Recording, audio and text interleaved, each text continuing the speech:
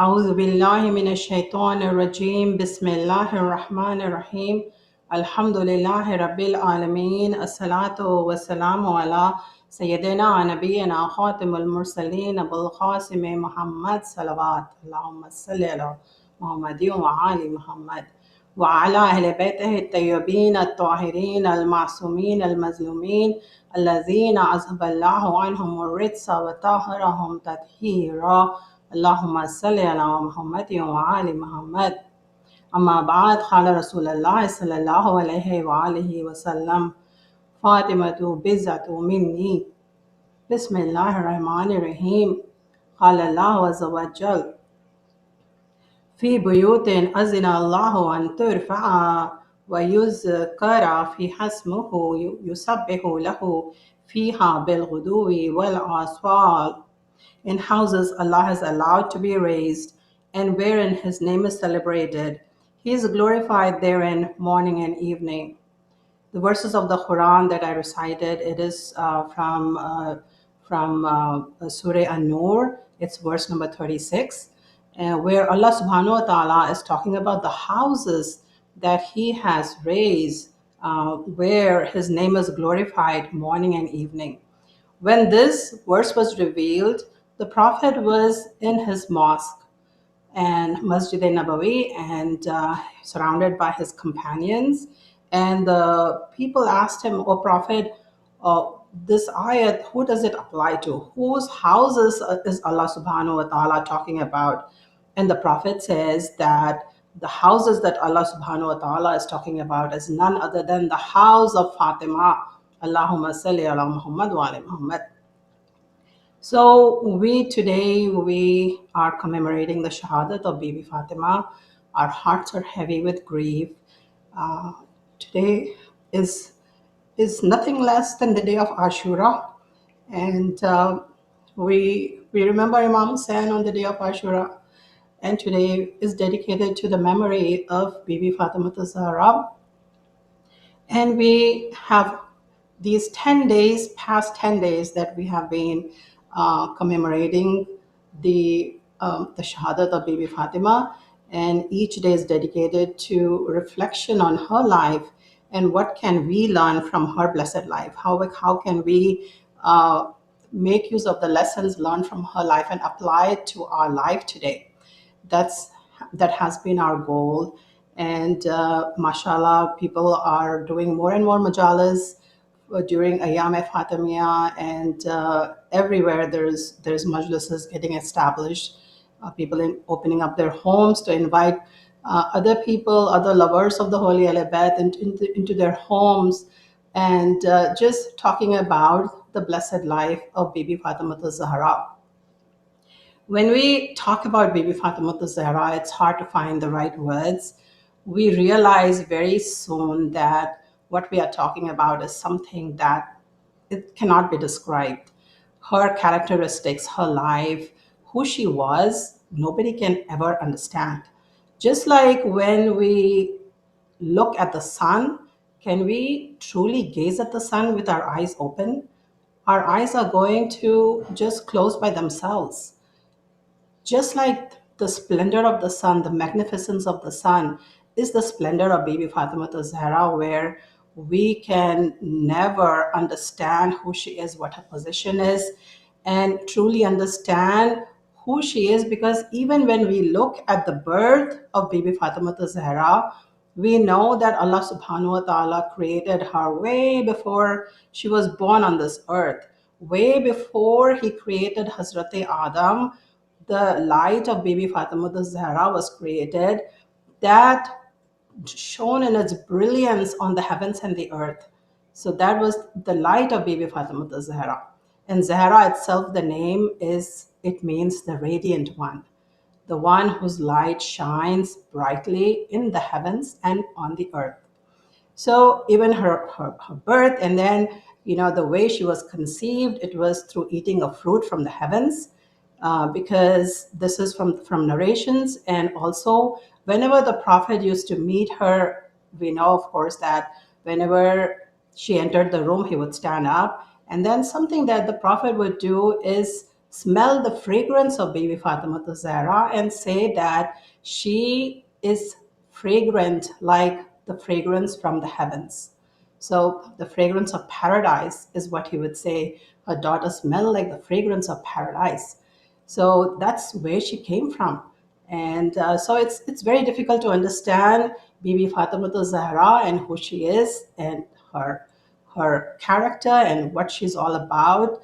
We can say that the sifat that we find in Allah subhanahu wa ta'ala are found in Bibi Fatima Zahra, except of course the relationship between the creator and the created one. Except for that, we see that the sifat that Allah subhanahu wa ta'ala has are also found in Bibi Fatima Zahra. Let's start by looking at the house of Bibi Fatima Zahra. This blessed house, it's such a beautiful house, a house that has found its place in our hearts. The house of Bibi Fatima Zahra, of course, in the Quran, we just recited an ayat from the Quran where Allah is saying that this house is raised because there is the constant remembrance of Allah subhanahu wa ta'ala morning and evening. So this house is raised, and so we know what the Quran says. But the house of Bibi Fatima Zahra is such a unique house because you find Risalat, you find Vilayat, and you find Imamat in the same house. Isn't that just amazing? That we find the Holy Prophet in that house, we find Maula Ali in the house, and Sayyida Shababi Ahl Jannah, we find Hassanan in the same house. So it's a house of Risalat, the house of Vilayat, the house of Imamat. This is a house where angels stop at the threshold and seek permission to enter this house. This is the house of revelations because this is where the ayats are getting revealed for the Prophet and for the household of the Prophet. These are this is the house where angels come to swing the cradle of Hasnan, to swing the cradle of the children of Bibi Fatima. This is the house where the Prophet stands outside the door, sending his salam to the Ahl Bayt. Sending his salam, he says, Assalamu alayka ya Ahl Bayt al-Nabuwa.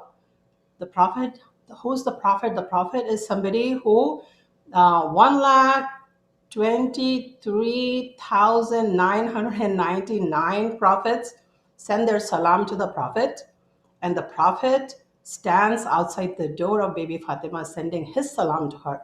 Every morning he would do that. By some narrations, he would do it before the Fajr prayer. So it is highly recommended that we send our salam to Bibi Fatima also before the Fajr prayer, because that was the time the Prophet would also stand outside the door of Bibi Fatima and send his salam to the household of Bibi Fatima. So we see the position of just looking at the house of Bibi Fatima. This is the house of peace and tranquility. This is the house of love and affection. And that's where I want to focus today. My talk would be on the love and affection that Bibi Fatima had for everybody around her. Because in today's world, what do we need today? We have everything around us. We need that love and affection in our lives. And when we go to the door of the Holy Al-Abad, we learn how much love and regard and affection they had for each other. How much, for example, like take an example of the grief, right? So when somebody dies, and God forbid, I pray everybody lives a long, healthy life and we have no losses during our life of anybody that we love. May Allah prevent that from happening. But when we have a loss, we don't grieve for maybe, like 40 days, or when we remember like during the 1 year period and so on. But when we look at the life of the Holy Alibet, we see that grieving was such an important part for them, something that was so very vital to their existence. And we know that Bibi Fatima Zahra, the way she cried, our Mawla had to build a house for her, the house of grief where she would take her children every day and go and cry for the Prophet. So even like expressing the love was something that was very important to the Holy Alibad. They showed their love. They showed their love by not separating from each other. And that tradition continued. We know that Bibi Zainab went with Imam Hussein when he went to Karbala, how close that relationship was, how tight knit this family was that they could not bear separation from each other. And then we know this continued. So we when we come to the life of the eighth Imam, we know that his sister also left her home, which was very unusual in those days. She traveled all the way to home to be with her brother. And so that was how the love was between the people in the family. And it's not just claiming that you love somebody, it was actually showing that love, doing the deeds that show your love. And it was, like we take example of the prophet, right? He would carry his grandsons on his back. People would laugh and say, what are you doing, O prophet? Why are you showing this love? And he would tell them that this is how a human should be, that they should show their love. So it's not just proclaiming love and saying I love you with your mouth, but actually doing those deeds that show your love. So everything, even love that the Holy Alibad have for each other, is at that extreme level, like the level of their ibadat, the level of how they are, that relationship, the connection with Allah subhanahu wa ta'ala, at that extreme level was also their love and their affection. And this is what we see from the life of Bibi Fatima Zahra. Right at the very young age, we know from narrations that one day the Prophet is very early during the days of Islam in Mecca. The Prophet is prostrating in the Holy Kaaba, and some people, like Abu Jahl and Uqba, they come with the intestines of a camel. And you can imagine a camel is such a big animal. The intestines are really big and long. They take those intestines, nauzubillah, they put it on the Prophet's neck, and they're all making fun of the Prophet. And Bibi Fatima comes to know about this. She's only 5 years old, 5 or 6 years old. And by narrations, she is somebody who is very weak in the body because of the time she spent at Shebe Abu Talib, where there was no food to eat for herself and her mother and her family. So she comes, when she hears about what's happening to her father, she comes running out of the house. And this is not a lady who is going to be not wanting to go and help, not wanting to show her affection because of gender or because of, like how weak she is or because of her age. She runs out of the house. She goes inside the Kaaba and she is scolding those terrifying people. Somebody like Abu Jahl and Uqba, they are like grown up men who look terrifying. She's there facing them. And then she with her tiny hands, she cleans the face of the Prophet, removes the blood from the Prophet, and she is removing those intestines with her tiny hands. And this is when the Prophet says, gives her the title of Abiha, that you are the mother of your father. This is Bibi Fatima Zahra showing her affection, not just proclaiming with her mouth, but actually with her deeds. She's showing that she can stand up. She has that courage. She has that fortitude, the strength to face even the biggest oppressors in the world. And then we see Bibi Fatima Zahra taking care of her mother during her sickness.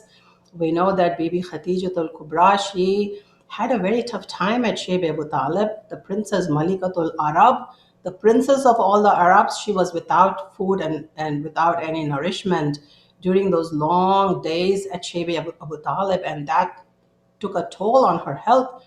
It was Bibi Fatima Zahra at that young age taking care of her mother. The same love we see Bibi Fatima Zahra, that same love and affection. One of her titles, if you read about the titles, there's so many titles, like we said, Az-Zahra, the radiant one. There is also the title of Al-Haniya, which means the one who's affectionate. That's one of the titles of Bibi Fatima Zahra.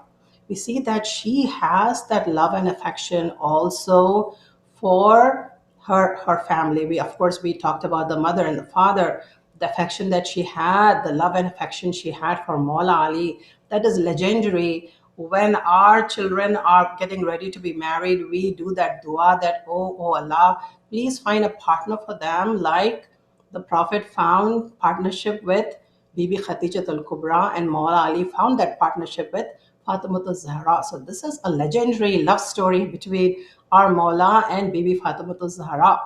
We see that love and affection for her friends. So one of her friends, we also listen during, when we read the Marsiyas in Urdu, the mention of Asma. Asma was her best friend, Asma bint Umais. So she is the wife of Jafar Tayyar. And when he was killed in the battle, we the prophet called Bibi Fatima Zahra and he said, please inform the family. We have to go inform the family and take care of the family. So we see that Bibi Fatima Zahra, she goes to her friend and Asma, and she she takes care of her children for 3 days and gives the food to that family for 3 days. This is the level of affection that Bibi Fatima Zahra has for her friends as well. So, and she says, I want to allow Asma to grieve for her father. Like I said, grieving was such an important part of our Holy Alabad that even we know that the dua of Fatima Zahra, right? She wanted a group of people that would grieve for Imam Hussein. And that is how we came into existence. The reason why we are on this earth is for that one reason um, to grieve for Imam Hussein. So grieving was something that was really, really important for the Holy Alibad. So affection for her friends, affection for Bibi Fiza. We know that the way she treated Bibi Fiza, that she would say, one day you work and one day I'm going to work. And the one day that Bibi Fiza did not work, Bibi Fatima Zahra was training her, was teaching her the Quran so much that within a few years, Bibi Fiza would reply back with ayats of the Quran. People would ask her a question, she would reply back with an ayat of the Quran. This is the level where Bibi Fiza was. And then we see, of course, the love that she had for her children and the love that she had for her neighbors. She would love her neighbors. We know that Bibi Fatima Zahra most of the time was spent in grinding the barley to make the flour, and then she would make the roti with that flour that angels would stand at the door wanting a piece of that bread. So Bibi Fatima Zahra would not only make that flour from barley, which is very hard to grind, with the grinding stones, which is called chakhi in Urdu. She would make that flour also for people in the neighborhood, people who could not do it themselves. She would be the one grinding the flour day and night, and her hands would be all red and would be all bleeding. And then the other thing that she would do for her neighbors was fetch water from the well. So fetching water from the well, Maula Ali also took part in that, bringing water for the family. But Bibi Fatima Zahra would do that also for the neighbors, the ones who could not get water, which is water is such an essential thing. And in those days, we know that there was scarcity of water, and so something that was a necessity that people could not go themselves and get it for themselves. Bibi Fatima Zahra would provide that service. She would go and fetch the water and take it to that house where it was needed. Affection for the neighbors.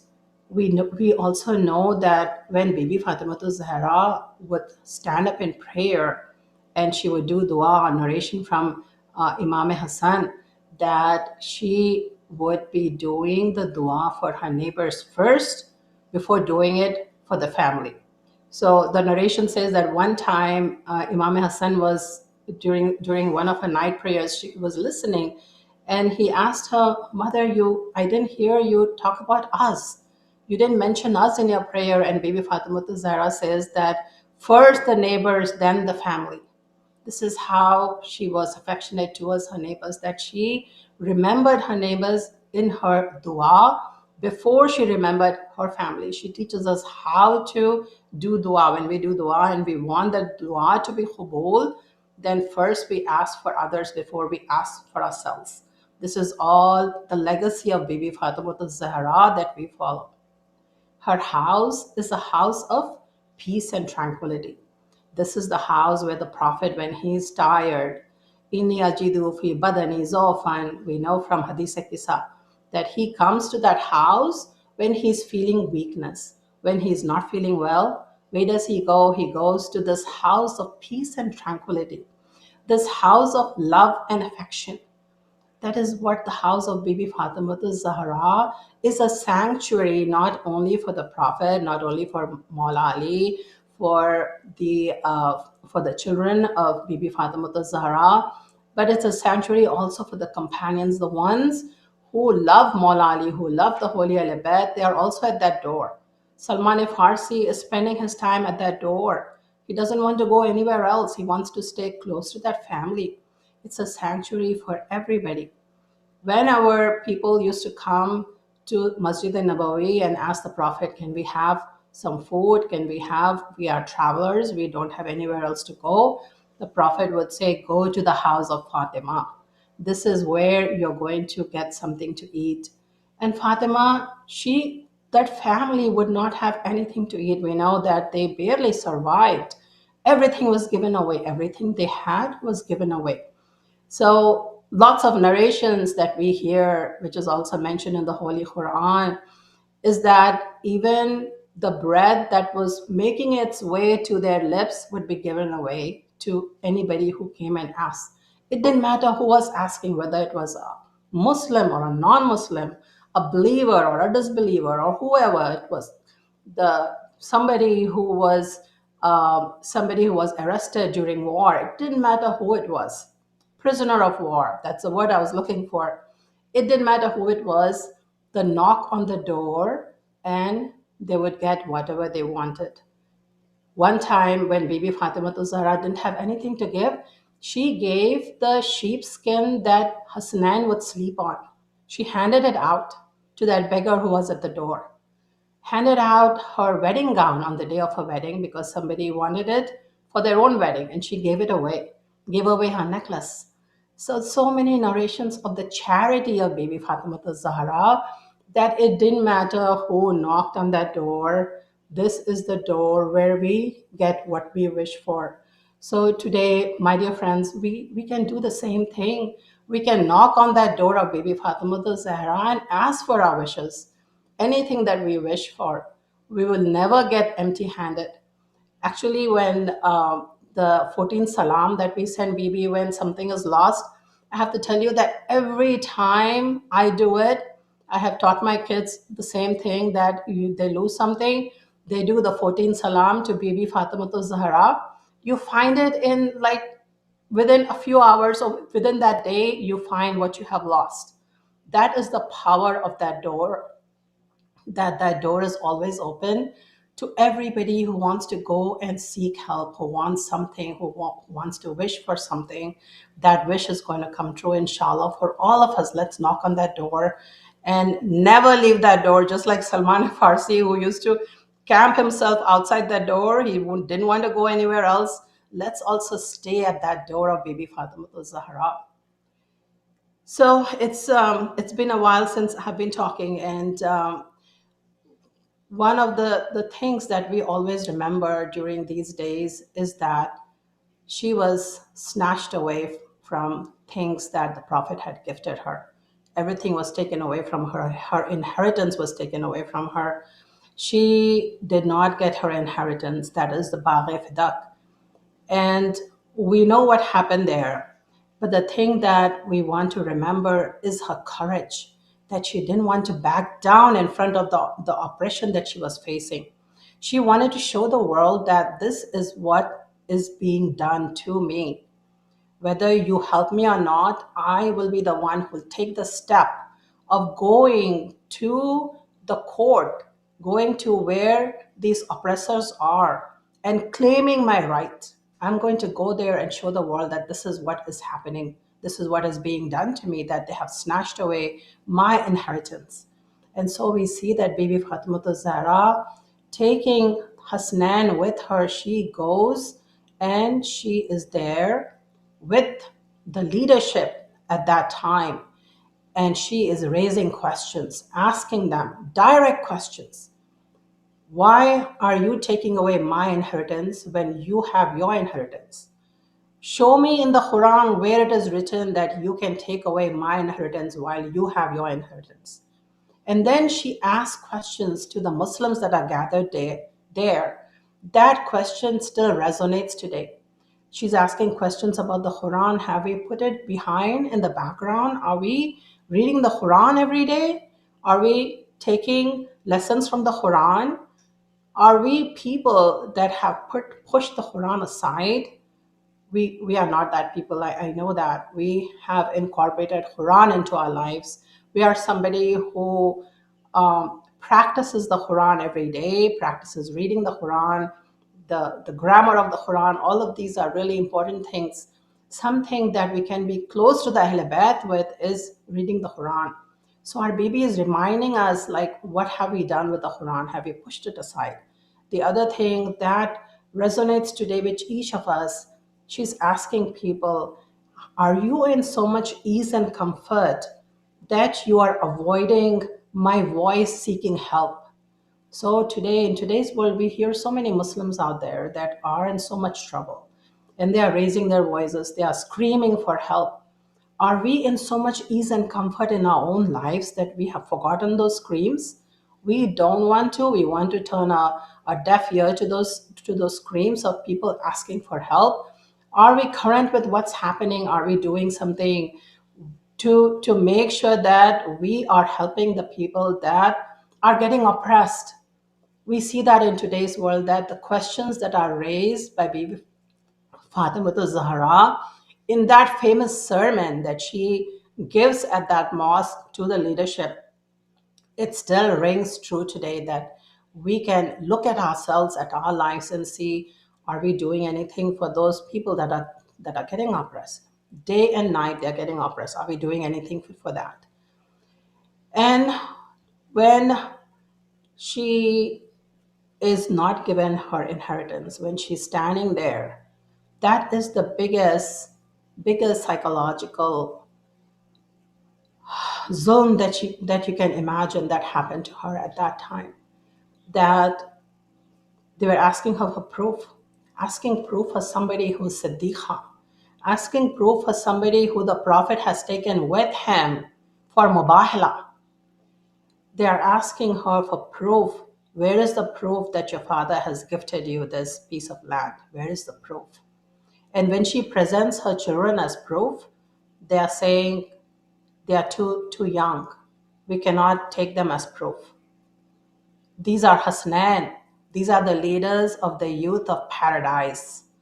So today, when we look at it and we look at what happened to Bibi Fatima Zahra when she went to ask for her rights, when she went to ask for her inheritance, it just fills us with dismay. Like, what were they thinking? Like, why did they not do it? Why did they not give her what belonged to her? And when you think about it, Bibi Khadijatul Kubra had spent all her wealth.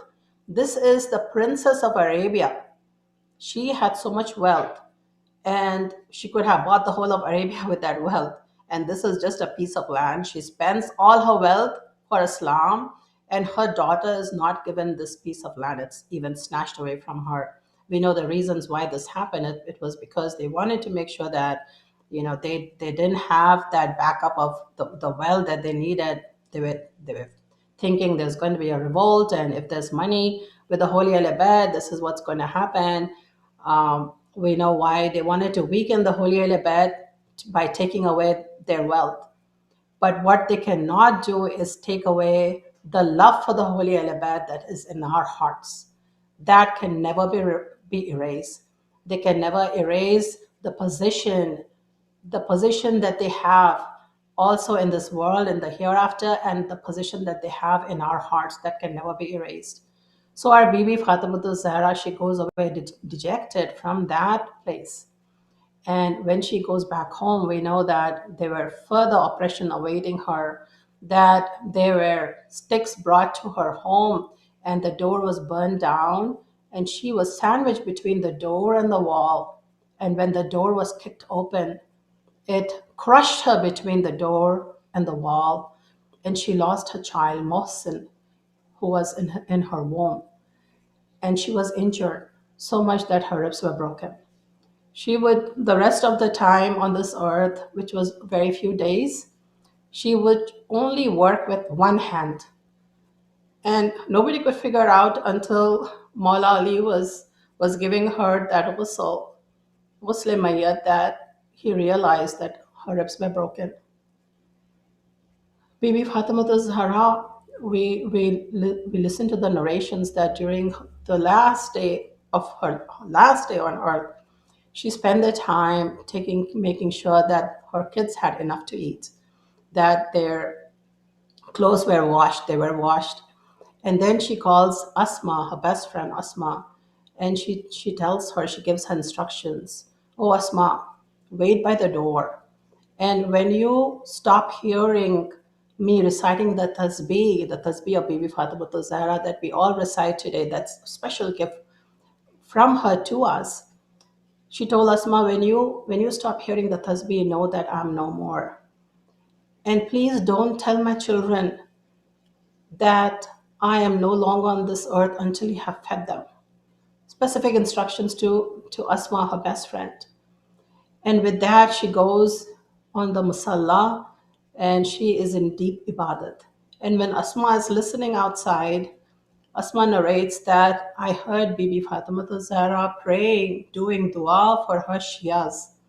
So, my dear friends, she remembered us during her most difficult time when she was injured. Her ribs are broken. She cannot even lift one hand. In that state, she is remembering us, the Shias. And it is her dua that protects us today. It is her dua, her strength. We get that strength to live our lives and to walk in her footsteps. We get that strength because of that dua of Bibi Fatima Zahra that she asked on that day for all of us. She says, "Oh Allah, protect my Shias." And we, the result of her dua is we that exist on this earth today. Our main purpose in our life is to love the Holy Al-Abad and to walk in their footsteps and to grieve for Bibi Fatima Zahra, the Holy Al-Abad. Today we grieve for Bibi Fatima Zahra, but our life spins around the Holy Al-Abad. We are happy when they are happy and we are sad when they are sad. And when Maula was informed about Bibi Fatima Zahra, he came running back. He was preparing because he knew that was the day that she was leaving the earth. He came back. And we know from narrations that when he was giving that ghusl to Bibi Fatima Zahra, people heard a scream. This is Maula Kainat, the one who is who is the conqueror of Khyber, who is screaming here in this room. And when he had finished clothing her, putting that shroud on her, and he had stepped outside, people asked him, "Oh Maula, why did we hear the scream?" And he said, "I did not know that my wife was injured to that extent. I did not know that her ribs were broken at multiple points." And now it was the time of her children to come and say goodbye to her. They were waiting by the door. And the ages of Hassan, Imam Hassan was only 7 years old, and Imam Hussein was 6 years old. And Bibi Zainab, Zainab-e-Kubra, and Bibi Kulsoom were even younger. They were waiting by the door, waiting for their mother to lift up her arms and give them that embrace that they were so used to every day. And when that did not happen, they started crying. And the angels in the heavens were crying as well, grieving with the family of the Prophet. Inna lillahi wa inna ilayhi raji'un. Rizqan bi qizai wa tasliman li amri. Inna lillahi wa inna ilayhi raji'un. Ala lanatullahi ala khawmi zalimin. Allahumma salli ala Muhammad wa ala Muhammad. Let's finish by reciting the ziyarat of Bibi Fatima Zahra. Assalamu alayki ya binta Rasul Rabbil Alameen.